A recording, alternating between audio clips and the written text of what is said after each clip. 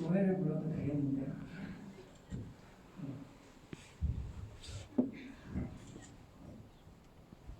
우선 환영합니다. 오시느라 고생하셨습니다.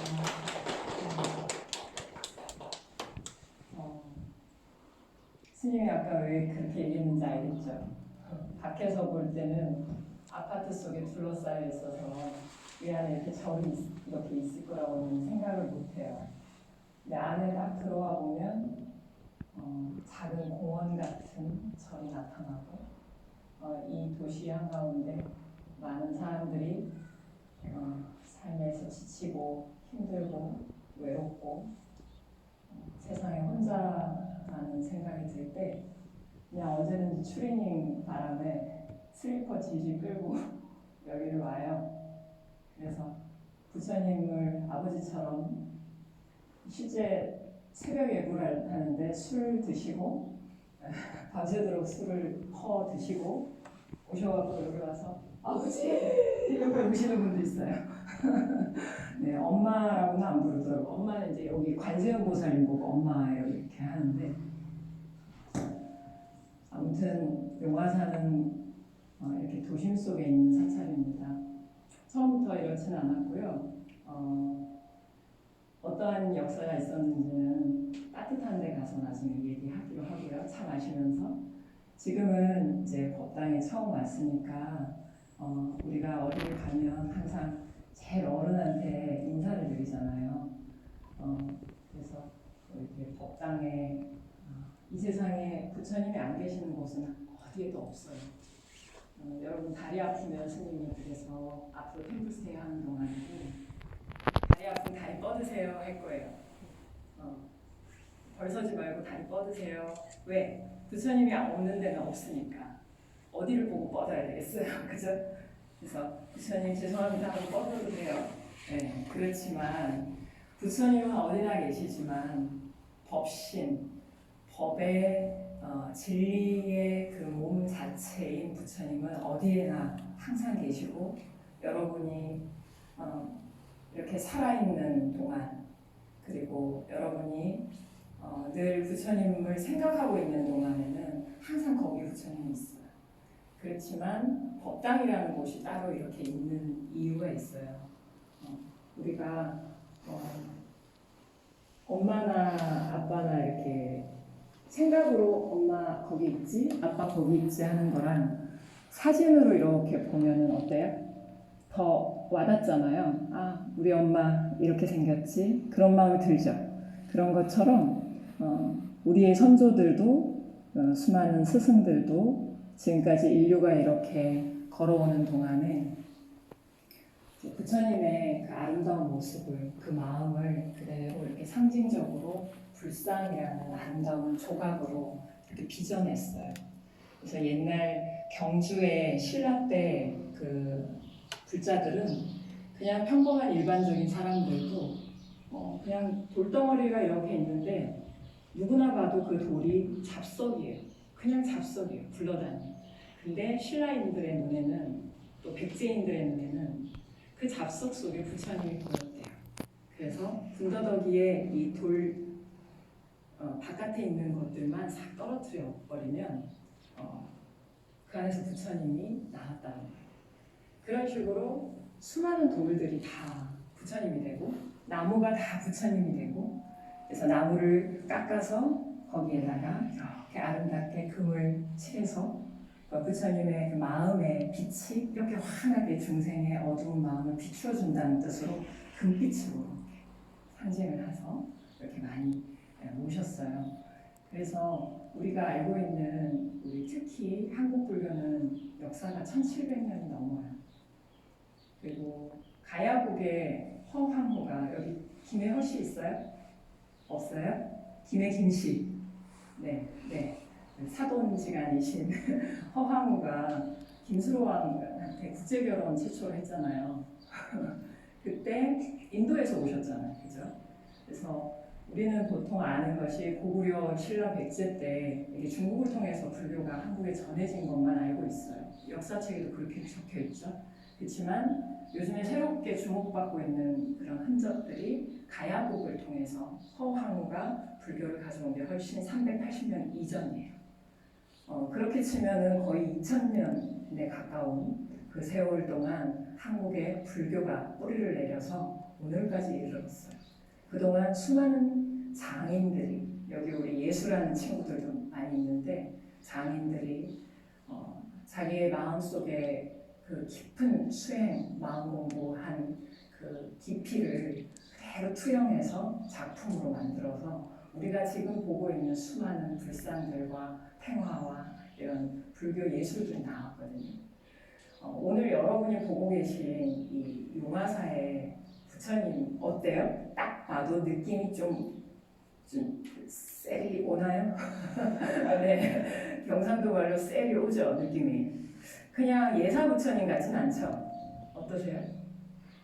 그냥 돌 조각이구만. 이 부처님은 약간 누구 닮았죠? 경주에 가면 석굴암 부처님하고 약간 좀 비슷한 느낌이 드나요? 네.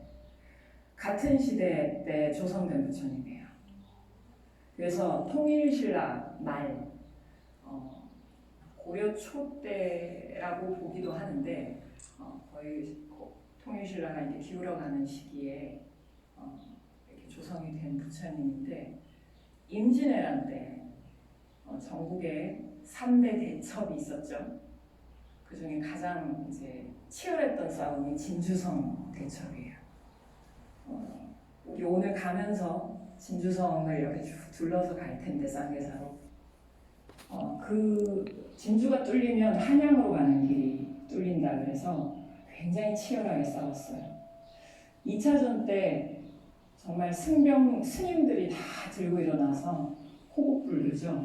나라를 지키는데 부처님 계율의 첫 번째가 살생하지 말라는 계율이 있는데 그 계율도 다 그냥 반납하고 어쩔 수 없는 경우에는 살생을 할 수밖에 없는 거죠. 그래서 나라를 지키는데 스님들이 일어나셔서 싸우셨어요. 그때 지금 여러분이 앉아있는 이 장소가 승병들이 일어나서 싸웠던, 그래서 여기에서 진주성까지 그렇게 많이 멀지 않거든요. 남강을 통해서 혹은 육로를 통해서 수레에다가 무기를 실어서 나르면서 그래서 왜구들하고 싸웠던 곳이에요. 2차전 때 진주성이 무너지면서 그 유명한 논계 아시죠? 논계 아세요? 네, 아름다운 그 여인이죠. 네, 논계가 외장을 끌어안고 10손가락마다 가락지를 다 끼고 절대 빠지지 않게 손가락을 그렇게 해서 탁 끌어안고 유혹을 해서 술을 먹여서 유혹을 해서 외장을 의암이라는 의로운 바위 의암에까지 끌고 가죠. 그래서 남강에 이렇게 튀어나와 있어요. 돌이. 거기까지 데려가서 어떻게 해요? 퐁당 빠집니다. 지금도 10월쯤 되면 논계제 그리고 개천예술제 이런 축제가 열리면 뮤지컬로 실제로 배우들이 그 차가운 난강물에 하루에도 몇 번씩 빠진대요. 너무 고통스럽다고 하는데 그렇게 재현을 합니다. 바로 그때 여기는 스님들이 일어나서 다 싸웠던 곳이기 때문에 승병들이 다 일어났던 곳이기 때문에 왜구들이 가만히 놔뒀을까요? 네, 여기를 다 불을 태웠어요. 네, 불을 다 태워가지고 스님들도 다 죽여버리고 의병들도 다 죽이고 그래서 여기 엄청나게 희생이 일어났던 장소예요. 그리고 부처님은 돌이시잖아요. 그대로 파묻혀서 땅속에서 얼만큼? 500년을 계셨어요. 그래서 파손도 많이 일어나고 밑에 좌대도 있을 텐데 어딘가 파묻혀 있을 것 같아요. 그건 발견되지를 못했어요. 500년이라는 세월이 있은 후에 우연히 어떤 할아버지가 동네 유지 할아버지가 꿈에 선몽을 해요. 그게 이제 1970년대쯤이에요. 나 좀 일으켜주라. 웬 돌부처가 꿈에 나타나서 나 좀 일으켜주라. 그래서 참 신기한데 그냥 무시했대요. 근데 3번을 똑같은 꿈을 꿨대요. 나 좀 일으켜다오. 그래서 하도 이상해서 그 할아버지가 홍수가 많이 많이 난 비가 많이 오는 날 이 동네를 이렇게 좀 둘러본 거예요. 동네가 괜찮나 하고 둘러보는데 웬 사람이 누워있는 옆모습이 보이더라고요. 그게 어디냐면 여기 옆에 삼성각과 이 법당 사이. 그래서 파보니까 나온 게 이 부처님. 신기하죠? 안 신기해요? 전설 따라 삼천리. 그때부터 이 부처님이 세상 속으로 다시 나오셔서 여기는 막 밭갈아서 먹으니까 자기 땅이 되고 이렇게 절은 사라지고 없고 그냥 마을이 됐었어요.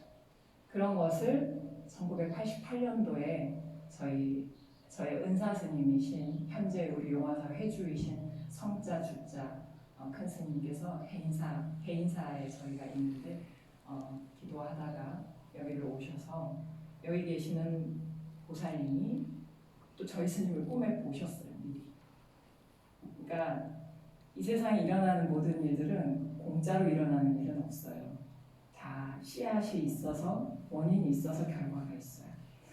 그래서 그때부터 여기를 오셔서 정말 아무것도 없고 폐허였던 이 땅에 차근차근 불사를 하기 시작하셨어요.